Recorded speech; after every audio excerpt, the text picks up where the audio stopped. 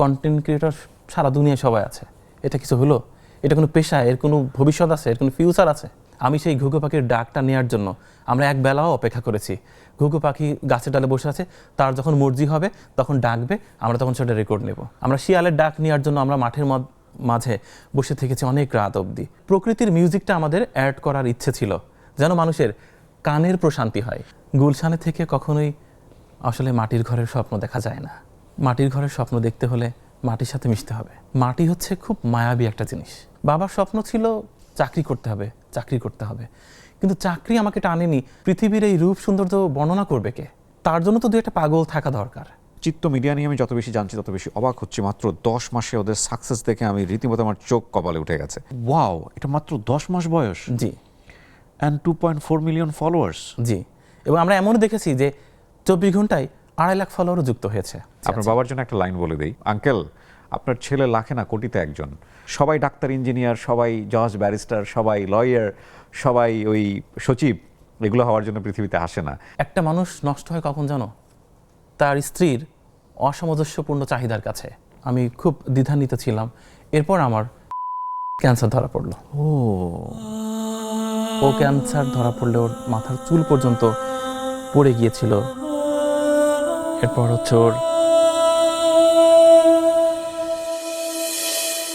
Recently একটা video যেটা আমার খুব চোখে পড়েছে, মানে মাটি নিয়ে ভিডিও করছেন উনি, এবং সে মাটিটাও যখন আমি ভিডিওটা দেখছি তখন শুধু মাটি না, মাটির সাথে আছে মাটি, এগ্রিকালচার, সাহিত্য, ভিন্ন চিন্তা, এবং সব কিছু মিলিয়ে একটা কমপ্লিট প্যাকেজ। বিষয়টা এরকম না যে শুধু আমি দেখি, অসংখ্য মানুষ তার ভিডিও দেখেন, মিলিয়ন মিলিয়ন ফলোয়ার তার, এবং মিলিয়ন মিলিয়ন ভিউজ তার ভিডিওতে, এবং প্রত্যেকটা কমেন্টই, অলমোস্ট প্রত্যেকটা কমেন্টই পজিটিভ কমেন্ট।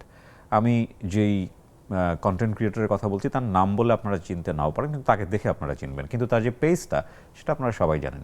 সেই পেজটা হচ্ছে চিত্ত মিডিয়া, এবং চিত্ত মিডিয়ার কর্ণধার, আমি যদি ভুল না বলে থাকি, তিনি হচ্ছেন জুয়েল ভাই।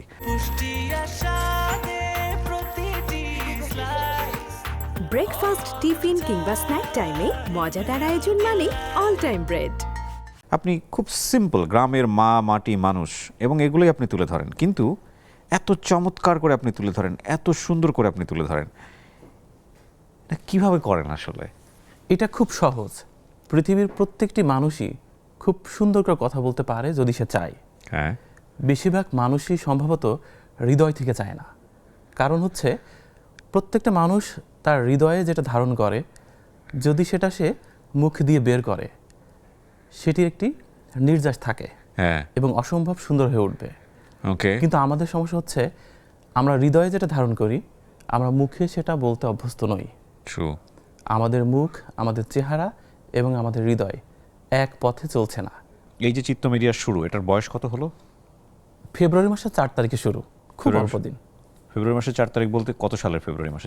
এই বছরে, চলমান বছরে 2025 সালের ফেব্রুয়ারি মাসের শুরু। 4 তারিখে শুরু। তাও তো কিছুদিন ভিডিও দিতে পারিনি, কারণ ক্যামেরা ছিল না। ওয়াও, এটা মাত্র 10 মাস বয়স। জি। And 2.4 million followers. জি, এবং আমরা এমনও দেখেছি যে 24 ঘন্টায় 2.5 লাখ ফলোয়ারও যুক্ত হয়েছে। সুপার। আপনি ভিডিও দেন কতটা মাসে?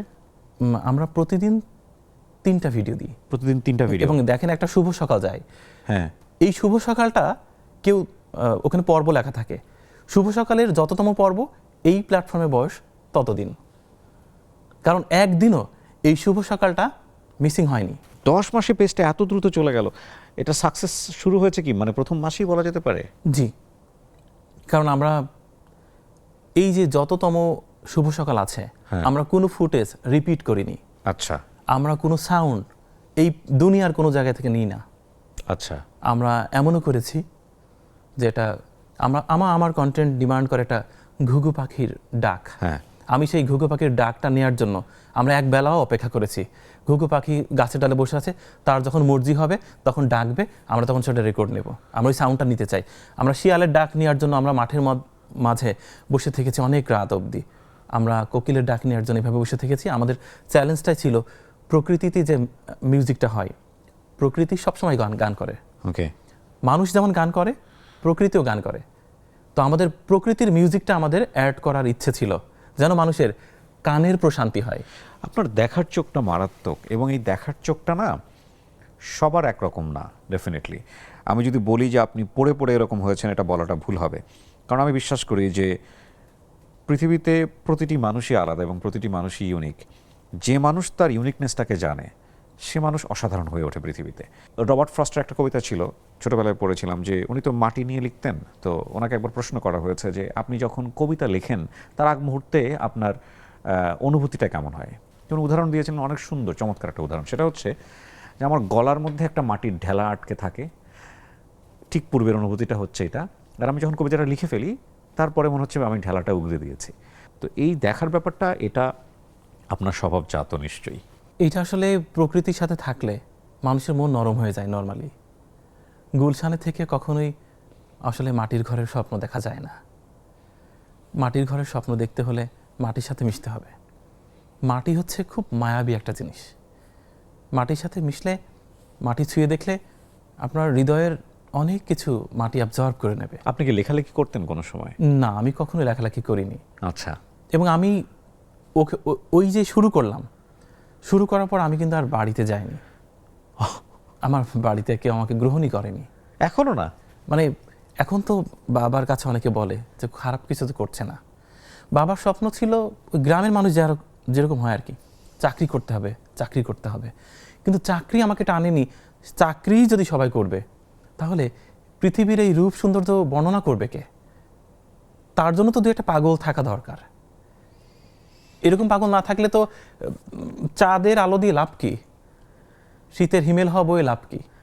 তো আসলে আমি সবসময়ই বাবাকে বোঝাতে চেয়েছি যে বাবা আসলে মানে ভালো কাজ করার একটা মাধ্যম না, অনেকগুলো মাধ্যম আছে। আপনার বাবা বেঁচে আছেন? জি বেঁচে আপনার আছে। বাবার জন্য একটা লাইন বলে দেই। আঙ্কেল, আপনার ছেলে লাখে না কোটিতে একজন। এটা আমি জানি না এটা ভিডিওতে থাকবে কিনা। সেটা হচ্ছে যে আপনি যদি ওর ভিডিওগুলো দেখেন, আমি জানি না এটা আপনার কাছে কেমন লাগে, বাট ও যা তা ওকে জীবনের শেষ দিন পর্যন্ত হতে দেন, ওকে সাপোর্ট করেন। কারণ ও তো কেবল শুরু করেছে, ও কোথায় যাবে যদি গতিপথ ঠিক থাকে ইনশাল্লাহ এটা বলা যায় না। মানে অসাধারণ কাজ করছে আপনার ছেলে। হ্যাঁ, সবাই ডাক্তার, ইঞ্জিনিয়ার, সবাই জজ, ব্যারিস্টার, সবাই লয়ার, সবাই ওই সচিব, এগুলো হওয়ার জন্য পৃথিবীতে আসে না। এবং যারা হয় এগুলা, তারা হয়তো বা মনের কোণে অনেকেরই মানে আগ্রহ নাই, তারপরে সারা জীবন কন্টিনিউ করে যায়। কিন্তু কিছু কিছু মানুষ এই ব্যারিয়ারটা ভাঙতে পারে এবং তারা অসাধারণ মানুষ। আপনার ছেলে সেরকমই একজন, এবং আপনার ছেলেকে পেট্রোনাইজ করা উচিত, পৃষ্ঠপোষকতা দেওয়া উচিত। তো ভাই, আপনাদের ইকোনমিক সাকসেসের জায়গাটা যদি একটু যদি আসি, যে কবে নাগাদ আপনারা মোটামুটি চলতে পারলেন, বা আপনাদের লাইভলিহুডের যে পয়সার দরকার হচ্ছিল সেগুলো আয় হতে থাকলো ফেসবুক থেকে? এখন অবধি আমাদের কিছু নেই। আচ্ছা। কিছু নেই। আমরা তিনজন আছি। ওরা ওদের পার্সেন্ট ওরা বুঝে পায় প্রতি মাসে। ওকে। এবং পুরো অর্থটা ওরা হচ্ছে নিজ হাতে ব্যাংক থেকে নিয়ে আসে। আচ্ছা। দেন ওরা আমারটা বুঝে দেয়। আমি ক্যামেরার সামনে পারফর্ম করি বলেই আমি ওদের উপরে সব দায়িত্ব দিয়েছি, ফিনান্সিয়াল দায়িত্বটা ওদের উপর। আলহামদুলিল্লাহ আমরা ভালো আছি, এবং আমরা অনলাইন থেকে যা পেমেন্ট পাচ্ছি আমরা বেশ ভালো আছি।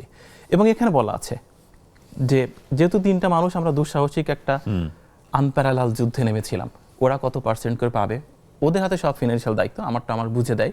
দেন বৃদ্ধাশ্রমের মায়েদের জন্য কতটুকু যাবে, কত পার্সেন্ট যাবে, সেটা ওই ডকুমেন্টে উল্লেখ আছে যে এত পার্সেন্ট মানব কল্যাণে ব্যয় হবে।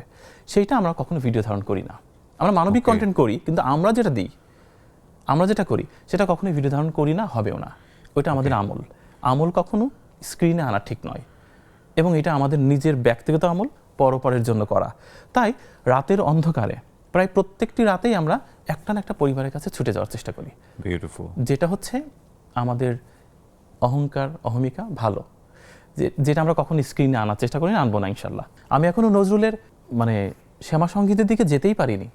আমার খুব স্বপ্ন যে একেবারে চর্যাপদ থেকে শুরু করে, মঙ্গল কাব্য থেকে শুরু করে আজ অবধি সব শিল্প সাহিত্যকে কন্টেন্টের মধ্যে টপিকস অনুযায়ী একটু একটু করে রং লাগিয়ে দেয়া, তুলির আঁচড় দেয়া। খুব ইচ্ছে আছে চর্যাপদের এই যে 24 জন পদকর্তার যতগুলো পদ আছে 53টির মতো, সবগুলো পদ ধীরে ধীরে একটার মধ্যে ইনক্লুড করানো। তবে এটা একটা যুদ্ধ, এবং এই যুদ্ধের ফলাফল আপনি নিশ্চিত জেনেই আপনি পথে। হ্যাঁ, আমি জানি।